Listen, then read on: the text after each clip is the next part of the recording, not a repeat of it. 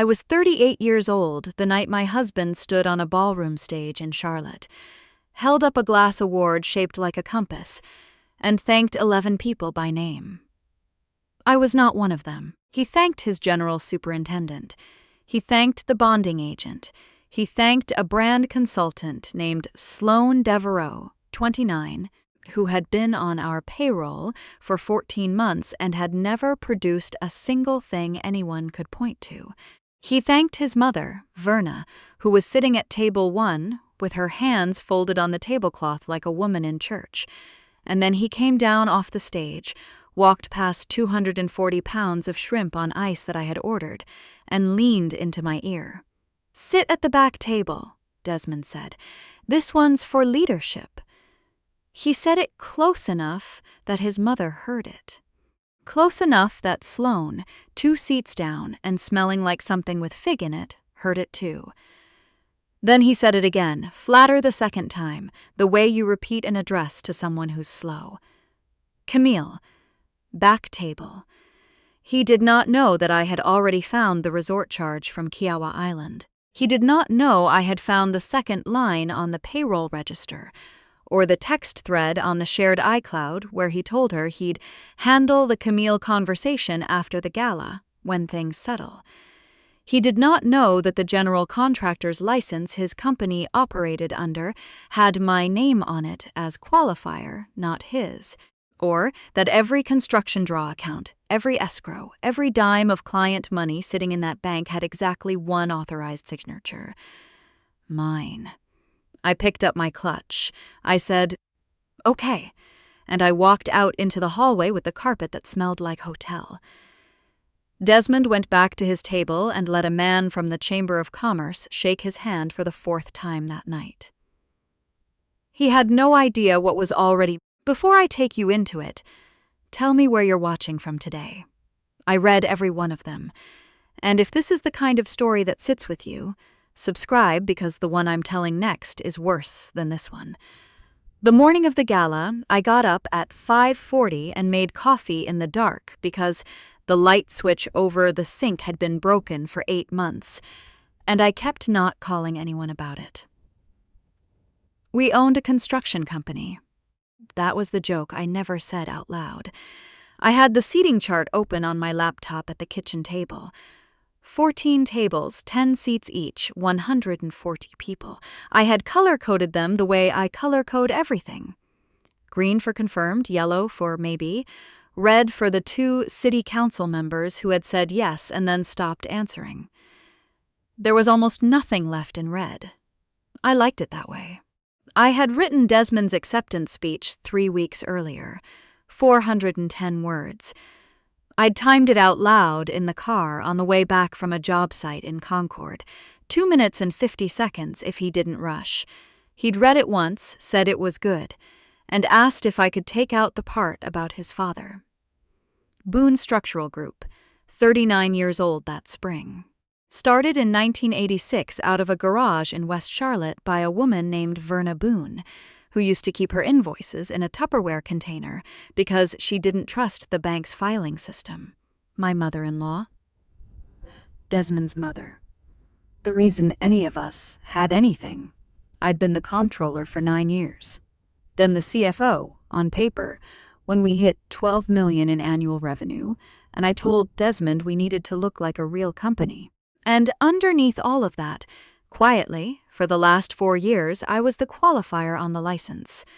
That word probably doesn't mean anything to you. It didn't mean much to me either the first year. In North Carolina, a construction firm can't hold a general contractor's license the way a person can. The company holds it, but only because a specific individual sat for the exam, passed it, and put their name on the application as the qualifying party. Take that person off, and the license goes dormant in 30 days. Every active contract in the pipeline becomes a problem. Every bond becomes a problem. Every bank holding your draw money picks up the phone. Desmond had failed the exam twice, in 2019 and again in 2021. The second time he came home and put his keys in the freezer without noticing. I made him a plate and I sat with him and I said, "I'll take it." I studied for 11 weeks at the kitchen table. Building codes, lien law, OSHA, project, financial management. I passed the first time with an 84. He kissed the top of my head and said, "You're something else, you know that?" He said it the way you thank a valet. Warm enough, not looking at you. That morning of the gala he came into the kitchen already dressed, which was strange for 6:15. Tux pants, undershirt, bow tie hanging loose around his collar like a man in an ad for something. "Is that new?" I asked. "Not the tux, the smell." "Sloane got it for me," he said. Said the chamber people notice.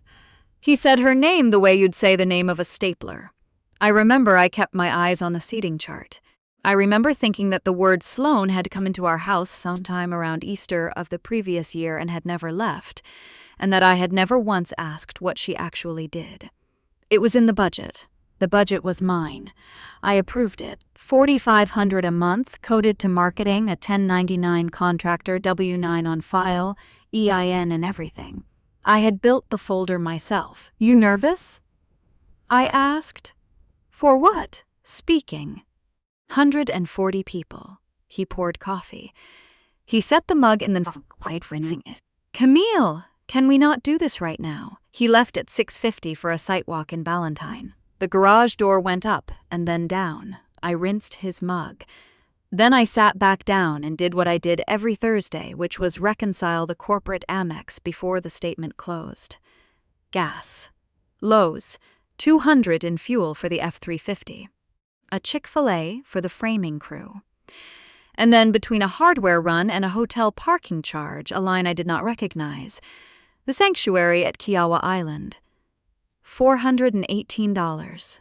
One night. The second weekend of March. I looked at the date. I looked at it again. The second weekend of March was the weekend Desmond drove down to Columbia to see his cousin Roland, who'd just had knee surgery and couldn't drive. He'd mentioned it twice before he left and once when he got back. He said Roland's wife made a pot roast and it was dry, and we'd laughed about that. Kiowa is not on the way to Columbia. Kiowa is not on the way to anything. I sat there in my robe with the coffee going cold and the seating chart glowing on the screen, and I did not cry. I want to be honest about that, because for a long time afterward, people expected the crying part, and I never had it to give them. What I had instead was a very clear and very quiet thought, arriving the way a number arrives when the column finally balances. I thought, there will be more of these.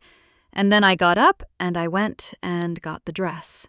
The Marlowe Hotel ballroom has a chandelier that everyone photographs and a service corridor behind the east wall that nobody knows about except catering and me, because I'd walked the floor plan in February with the event coordinator to figure out where the AV cart would go. By 7:15, the room was full. My daughter Josie was at table 2, 16 years old, wearing lipstick I'd said no to, and then said fine to. Verna was at table 1 in navy. Sloane Devereaux was at table 3 in a champagne-colored dress, laughing at something a bonding agent said, and I had put her there myself on the chart, in green. I stood near the AV cart most of the night because the cake was coming at 8:40, and the photographer needed to be in position and nobody else in that room. Desmond won at 8:02. Desmond at 8:02. Business of the Year, Small Enterprise, Mecklenburg County Chamber of Commerce. He went up. He did not use my speech. He talked about grit. He talked about the 2008 crash and how his mother told him, "You don't sell the truck." He thanked his superintendent, his bonding agent, his banker, his project managers by name, all 4 of them. He thanked the chamber. He thanked Sloane Devereaux, who took a construction company and made it look like a brand, and the room laughed and clapped, and Sloane touched her collarbone. He thanked his mother. He said, "None of this exists without Verna Boone." 2 minutes, 40 seconds. He came in under time. He never said my name. Because when I've told this part out loud, people always jump to the affair. They want the affair to be the wound. It wasn't. I had known about Kiowa for 11 days by then, and I had done my crying about that in the car in the parking deck at the Harris Teeter on Providence Road. 4 minutes, windows up, and then I'd gone in and bought romaine. The wound was standing in a room I had built, at a party I had planned, listening to a man take credit for a license he had failed to earn. He came down off the stage. The room was still clapping. He crossed to our table and put his hand on the back of my chair and leaned in, and his breath was champagne and mint. "Sit at the back table." I said, "What? This one's for leadership. There's a chair at 14. He straightened, then he bent again, and this time his voice had gone flat, the warmth going out of it like water out of a tub. "Camille, back table. Let me have this." Verna's chair moved. I heard it. 6 feet away, at table 1, my mother-in-law shifted in her seat, and I heard the leg scrape the floor. 3 feet to my left, a project manager named Curtis had gone completely silent with a shrimp halfway to his mouth. Josie was looking at her lap. I held my clutch with both hands, and I looked at my husband, at the impatience sitting right on the surface of his face, at the way his eyes were already moving past me toward the chamber president, already finished with this, already gone. "Okay," I said. I walked out through the east doors into the service corridor with the industrial carpet and the smell of hot dishwater. And I found a folding chair by a stack of chargers, and I sat down and opened my clutch and took out my phone. The first call was to the bank. First Carolina Commercial, 24-hour commercial line, the number I'd had saved for 6 years. I gave my name. I gave the tax ID. I gave the verbal authorization code that had been set up on 3 construction escrow accounts, and there was one authorized signer on all 3, and she was the person on the phone. Hold. Freeze. Effective immediately. No disbursements pending written instruction. Second call was to the bonding agent, whose personal cell I had because I was the one who sent him the quarterly financials. Third call was to Gerald Voss, our general superintendent, who was at table 5 in a rented tux and picked up on the second ring because his phone was on the table. I told him to stop work Monday morning on all 3 active sites. Ballantyne, the medical office in Matthews, the church addition off Beatty's Ford. He said, "Camille, what?" And I said, "Gerald, I'm the qualifier. Stop work." And he was quiet for 2 seconds, and then he said, "Yes, ma'am." Fourth was an email. I typed it standing up, one thumb, next to a rolling cart of dirty water glasses, to the North Carolina Licensing Board for General Contractors. Subject line, withdrawal of qualifying party license. I attached nothing. I didn't need to. I wrote 4 sentences. I hit send at 8:31 p.m., 30 days. That's what a company gets. 30 days to find a new qualifier or the license goes inactive, and every contract in the pipeline turns to smoke. I put my phone in my clutch. I fixed it lipstick in the black screen of it, and I walked back into the ballroom 19 minutes after I'd left. Here's what 140 people look like when a company dies in real time. The cake was already out. Nobody was eating it. Gerald Voss was standing against the west wall, with his phone pressed to his ear and his other hand covering his other ear, and his face had the specific stillness of a man doing math. 2 of the 4 project managers had their phones out. Then 3. Then a young estimator named Dante stood halfway up from his chair, sat back down, and stood up again. The bonding agent, a heavy, quiet man named Rich Pettigrew, who had underwritten Boone Structural since 2014, walked over to Desmond, said 8 or 9 words, and walked directly out of the ballroom without looking at anybody. He left his jacket on the chair. He did not come back for it. At table 9, the CFO of our largest client, a healthcare developer that accounted for 40% of our backlog, took out her reading glasses, put them on, read something on her screen, and then took them off again and pinched the bridge of her nose. A woman I didn't know at table 7 put her hands together and clapped, once, twice, quietly, and then stopped, when the man next to her stared at her. Josie was watching me from table 2 with her whole face open, and she wasn't scared. That's the part I still think about. My 16-year-old looked at me across that room, and she was not scared. She was waiting to see what I'd do next. Sloane Devereaux was the only person in the room still smiling. She had no idea. She reached for her wine and asked the bonding agent's empty chair a question, and got no answer, and looked around, and slowly stopped smiling. And Desmond stood in the middle of it, with a compass-shaped award in his hand, and his mouth open around the end of a sentence he never finished, turning toward Gerald, then toward Rich's empty chair, then toward the bank of phones lighting up around the room like a runway. He found me by the east doors. He crossed that ballroom in maybe 6 seconds. What did you do? His voice was low as hell, and it was shaking, which I had never heard before in 11 years. What you asked, I said. I left the table. Camille. I left the table, Desmond. I took my name off it too. He looked at me, and I watched him understand it in stages, the way you watch someone read bad news, the eyes moving faster than the face. Then he did the thing I hadn't expected. He put his hand out, palm up, and he laughed, and he pitched his voice loud enough for the 4 tables closest to us. Baby, come on. I said the back tables got more room. You know how you get with crowds. I was looking out for you. And Curtis, the project manager, the man with the shrimp, a man who had worked for my husband for 6 years and who I am fairly certain has never spoken a full sentence at a company function, said out loud from 3 feet away, You said it twice. The room heard him. Desmond turned around. Curtis put down his fork. I was standing right here. You said it twice. Nobody said anything for what felt like a long time.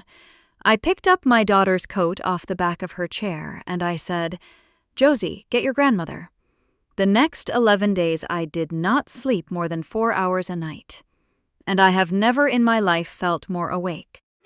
I want to tell you what I found, because I think there are women listening to this right now who have a shared login and a marriage and a bad feeling, and you deserve to know what it looks like when you pull the thread. It started with $418. I pulled 36 months of corporate Amex statements. Not the summary, the transaction-level export CSV into a spreadsheet, sorted by merchant. It took me 2 nights. There were 41 charges I could not tie to a job, a client, or a vendor. Restaurants I'd never heard of on nights he told me he was at the Ballantine site. A jewelry store on South Tryon in October, $1,140, 3 days before he gave me a scarf for our anniversary. 2 hotels in Asheville, a 4-night rental on Isle of Palms in June that he had expensed as client development. I didn't cry over that either. I highlighted it in yellow. Then I went to the payroll register. Sloane Devereaux, brand consultant, $10.99, $4,500 a month, beginning in April of the prior year. 14 payments, $54,000. I opened the shared server. I searched her name in every project folder we had. I found one PowerPoint, 11 slides, dated the month she started, with a logo concept that we never used and a color palette that was just our existing color palette with different names for the colors. Foundation Gray, Blueprint Navy. $54,000 for 11 slides and a scarf I'd worn to Thanksgiving. There was no contract. I looked. There was a W-9 that I had filed myself in a folder labeled Vendors. New, because Desmond had handed it to me in April and said chamber contact, do the paperwork, and I had done the paperwork, because that's what I do, because someone has to, because nobody else in that company knew how to fill out a 10,099 NC. I had signed the checks. I sat with that one for a while. That's the one that got close to me. Then I opened Josie's 529. I want to be careful here. A 529 is a college savings plan. In North Carolina, we use the NC 529, and we'd opened it when Josie was 4 with a check from Verna for $1,000 and a note that said for the smart one. I put in $300 a month for 12 years. Desmond was listed as the account owner because in 2013 we filled out a form at a kitchen table, and he was the one holding the pen. The account owner controls the money, not the kid, not the other parent, the owner. There had been a non-qualified withdrawal in September, $22,000.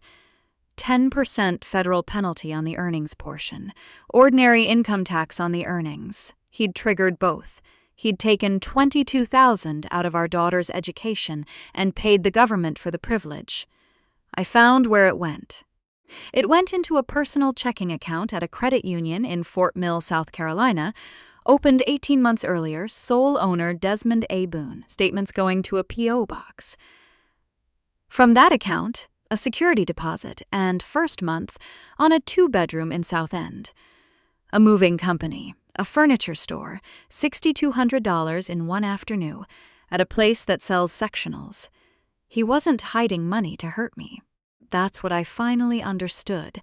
Sitting on the floor of my own home office at 2 a.m, with my back against the file cabinet, he was hiding money to Lance somewhere. He was building a runway. He was going to leave, eventually, on his schedule, after the award, after the refinance, and after he'd moved what he wanted to move. And I would find out on a Tuesday, and by then the numbers would already be arranged in his favor. If you'd found that on your own bank statement, what's the first call you make? I mean it. Tell me in the comments, because I still think about whether I did it in the right order. There was one more layer. I found it on the 11th night, and I almost didn't look because I was tired and because a part of me knew. Construction draw accounts. When a client hires you to build a medical office, they don't hand you $6 million. The money sits in a controlled account and gets released in draws, against a schedule of values, against completed work, verified by an architect. That money is not yours. In North Carolina, it is held in trust for the project. Using it for something else is not a bad look. It is a crime. Between May and January, $63,000 had moved out of the Matthews Medical Office draw account into the operating account, and out of the operating account into a vendor called Devereaux Creative LLC. Sloan's company. Registered with the Secretary of State the same week she started. Invoices attached. Clean PDFs, professional letterhead, line items that said positioning strategy and market narrative development and meant nothing at all. He had not just stolen from me. He had stolen from a client, from a bank, from a bonding company, and from a woman named Verna Boone, who had kept her invoices in a Tupperware container because she didn't trust anybody. I printed all of it. I put it in 3 folders and clipped them with binder clips from my work bag. Then I texted my best friend Renee, who has known me since a community college accounting class in 2007, and who once drove 90 minutes to bring me a breast pump.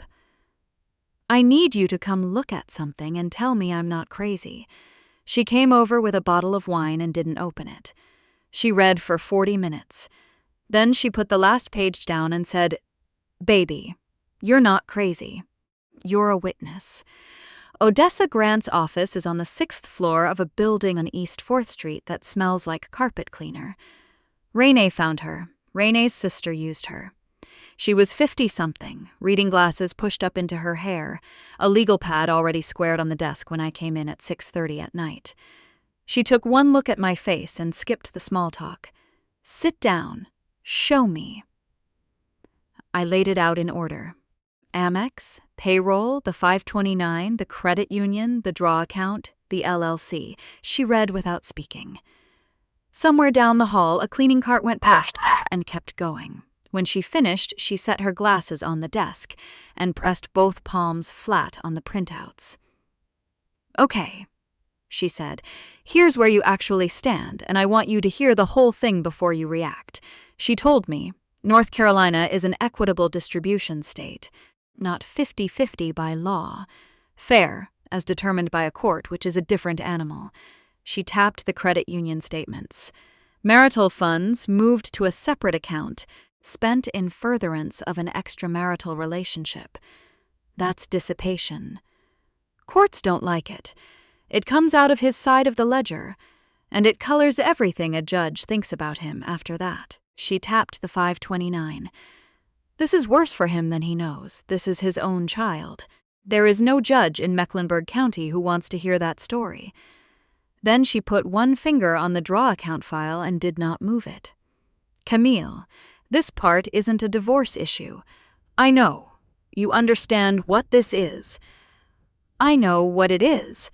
Then I need you to understand something else, Odessa said.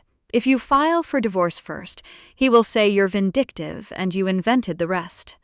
If you report the license and the trust funds first and then file, the record is clean. The complaint exists before the divorce does. Nobody can call it revenge if it happened while you were still married and still trying. She let that sit.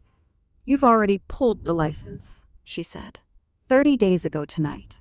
31, actually.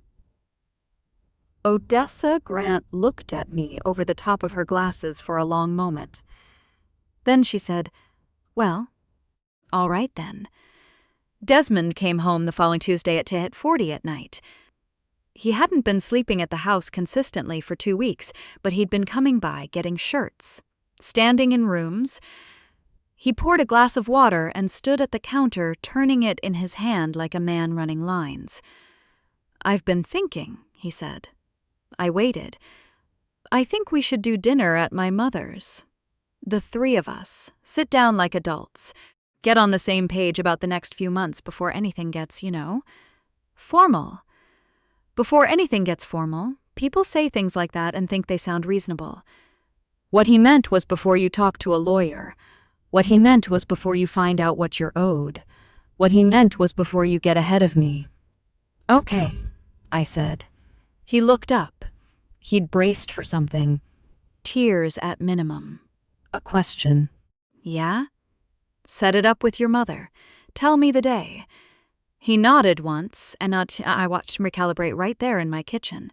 And then he took his water and went upstairs to a bedroom he no longer slept in. I sat at the table a while longer and let him have the quiet.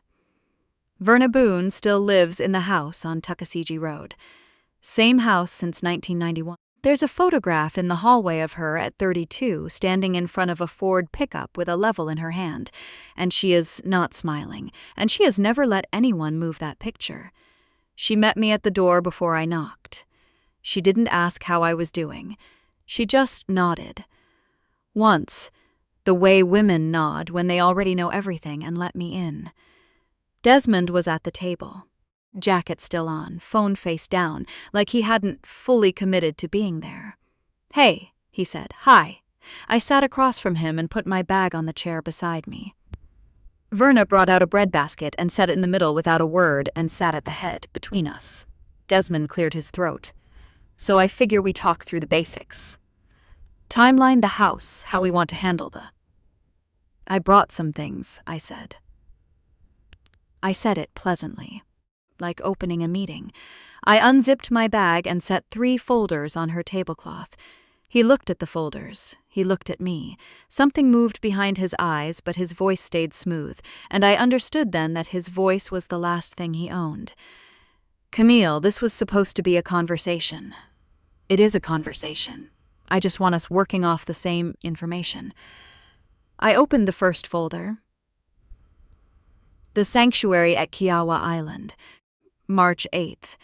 You told me you were in Colombia with Roland. I slid the statement across. 1 clean rectangle of yellow highlighter. He said nothing. I opened the second. Devereaux Creative LLC. $54,000 over 14 months. I signed those checks. I filed her W-9. I laid out the payroll register, then the 11-slide PowerPoint, printed, 4 slides to a page. This is the entire body of work. You don't understand what you're looking at. I've been reading documents like these for 16 years, I said. I'm the reason you have a bond. Verna was very still at the head of the table. I opened the 3rd folder. September 9th. $22,000, non-qualified withdrawal, Josie's 529. 10% penalty. You paid a penalty to take money out of your daughter's college fund and put it into a credit union account in Fort Mill that I'm not on. His jaw went tight.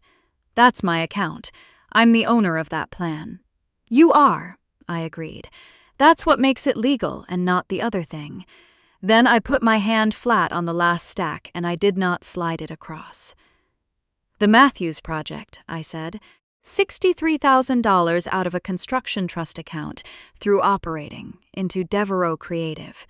8 transfers. I've matched everyone to an invoice with no deliverable behind it. Desmond went the color of the tablecloth. Where'd you get that? From the accounting system, I said. I built it. He turned to his mother then. That's the thing I'll remember. He turned to his mother the way a boy turns to his mother, and he said, Mama, she's blowing this up. She's trying to take the company. And Verna Boone, 71 years old, reached over and picked up a dinner roll and set it on her plate like a woman putting down something she had been carrying for 40 years. Desmond, she said, go home. Ma, you don't have a home, baby. That's the whole problem. She didn't raise her voice. She never has. Go to the apartment in South End. The one with the sectional. The kitchen clock ticked. He got up. He took his jacket off the back of the chair and he stood there holding it, and for 1 second he looked like he might say something true. Then he left. Verna and I sat there with the bread between us. After a while she said, You know his daddy did the same thing. I put my fork down. 1994, she said. Woman worked at that's part hour over on Freedom Drive. He had a whole second checking account. Took money out of the truck fund to buy her a ring. She turned her water glass a quarter turn. I made him breakfast on Monday. I stayed 13 more years and I never said one word about it to that boy. She looked up at me and her eyes were dry and terrible. So he grew up in a house where a woman finds out and nothing happens, where somebody always cleans it up behind him, and the plates still come out hot. She shook her head once. That's not in the blood, Camille. Don't let anybody tell you it's in the blood. It's in the teaching, and I did the teaching. I reached across and took her hand, and she let me, which she does not do. You hungry, she said. Something came loose in my chest. Yeah, I said. Actually, I am. I met Sloane Devereaux at a coffee shop on Camden Road on a Tuesday morning. I got there 45 minutes early, ordered a black coffee, and took the corner table with a clear line to the door. I was not nervous. That surprised me for about a second, and then it didn't. She came in at 9 on the dot. She was younger in person, pretty in the easy way of somebody who hasn't had to work at it yet. She scanned the room, and when she found me, something crossed her face. Recognition, then something closer to dread, and she came over anyway. I'll give her that. Camille, she said. Hi, sit down. She sat. She kept her coat on. She folded her hands on the table like a student waiting to hear how bad the grade was. I'm not here to fight with you, I said. Not gently. Just as a fact, so we could get past it. She nodded. She was deciding whether to believe me. I want to tell you one thing, I said, and then I'm going to leave and we'll never do this again. Not because I want anything from you. Because I think you should know before somebody with a badge tells you. I didn't reach for my bag. I'd decided in the car I wouldn't need it. 14 months ago, Desmond told you he needed to figure out the situation with me. Handle it. Do you remember that phrasing? Her face changed. He said he was going to talk to you, she said. He said he was ending it properly. He said handle. I wrapped both hands around my cup, like a work ticket, and that message was sent 11 months ago. He'd already been moving money for 7 months by then. She was quiet. He wasn't leaving me for you, I said. He was building somewhere to land. He needed a place to be, after he'd arranged everything the way he wanted it. That's what you were, that's not the same as being chosen. I said it the way I'd explain a variance on a job cost report. Calmly. No editorializing, the numbers were enough. Sloane looked at the table. A muscle worked once in her jaw. "I didn't know about the money," she said. "I know. The invoices, he wrote those. He sent them to me and told me to put my letterhead on them and send them back." I set my cup down very carefully. "Sloane," I said, "you're going to get a letter. Probably from the district attorney's office, probably in the next 60 days. When it comes, you tell them exactly what you just told me, and you tell them who wrote the invoices, and you tell them the truth about all of it.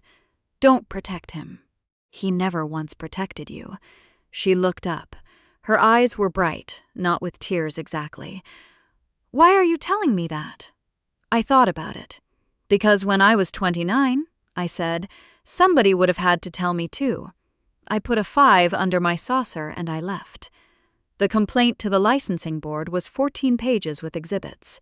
I filed it myself, because Odessa said a lawyer's letterhead makes people wonder about motive, and my name on the license made it unimpeachable. 3 weeks later, Boone Structural Group's license went inactive. The bonding company revoked the surety.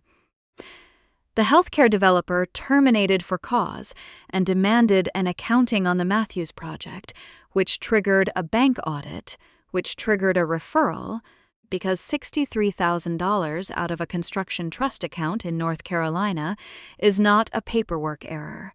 It is a Class H felony, and it has a name, and the name is on a statute. Odessa filed for divorce 9 days after the board complaint. Full financial disclosure attached. Every account, every transfer, the LLC, the credit union, the 529, all of it entered into the official record at 8:52 in the morning before Desmond had any room left to move what was still there. By noon, my phone showed 2 calls. Odessa's office first. Filed. He's been served. Then Verna, 4 words. I signed the affidavit. She had. Founder of record. She swore that she had never authorized her son to use client trust funds and that she had been unaware of the consultant contract.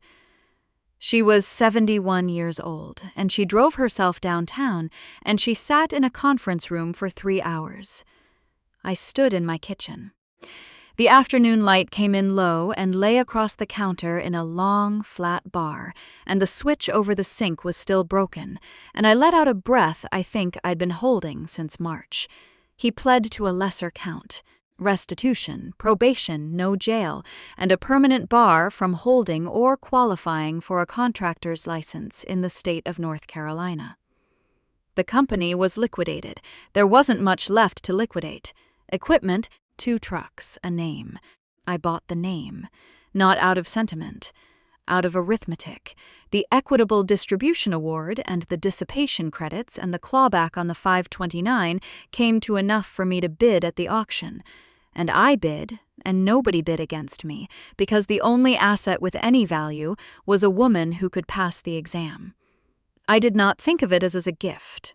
I thought of it as repayment. The new sign went up on a Wednesday in April, above a glass door in a small brick building off Wilkinson Boulevard. White letters, dark ground, mounted flush. The installer did good work. The letters were level. Halloran Constructural, Est, 1986. Halloran was Verna's name before she married. She came out on the sidewalk to see it, her keys in her hand, and she stood there for a long time and didn't say anything, and I looked over and my mother-in-law was crying, and I have known that woman for 11 years, and I had never once seen it. "I never got my name on it," she said. "It was always yours," I said. "We just put it in the right place. We have 9 employees now." Gerald Voss came with me. Curtis came with me. Dante, the estimator, came with me, and he's a project manager now, and he's good. Josie interned last summer and complained the entire time and then asked if she could come back. Verna calls on Tuesday mornings, not about Desmond. We almost never talk about Desmond.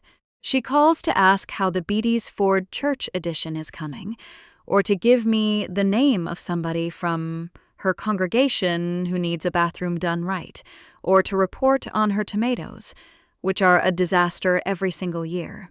Last month, she sat at the client table by the window with a cup of tea and listened to me run a change order negotiation on speaker.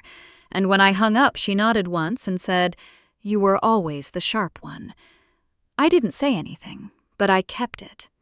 Desmond sells building materials now for a supplier in Gastonia. It's a decent job. He calls on contractors. Some of them used to work for him. I don't track this. It reaches me the way water finds low ground. Through Verna, through a mutual friend mentioning something at a cookout, through the drift of information that keeps moving through a shared life even after the life stops being shared. His text came in at 6:12 on a Tuesday evening in June, on what would have been the company's 40th anniversary. I was still at the office with the desk lamp on, going through 3 proposals for a school district that needed 4 gymnasium renovations sequenced over 2 summers. Detailed work. Interesting work. Exactly the kind of thinking I did for free for 9 years. The phone lit up on the corner of the desk. Mom would have wanted us to fix this. Thinking about you today. Not an apology. Not an explanation. Just a man alone in an apartment on a date that still meant something, reaching for the warmth of a woman who used to make his life run, and hoping she might still be available for it. Also, and I noticed this the way you notice a decimal in the wrong column, his mother is very much alive. She had lunch with me on Sunday. I read it once. That was enough to understand it. I set the phone face down on the desk and picked the proposal back up. The district wanted floors, bleachers, and HVAC in 11 suites with kids coming back in August, and there were 4 buildings and 1 crew worth having, and it was a real problem, and it was mine to solve. By 8, I had notes on all 3. I closed the laptop. I set my pen beside the pad. I stood up and stretched and reached for my coat, and before I turned off the lamp, I looked at the wall calendar. The way I do, the last check of the day. Friday was circled in red, our 1-year open house. Nothing fancy, just the people who built this with me. Renee's bringing her mother. Odessa said she'd come by after 5.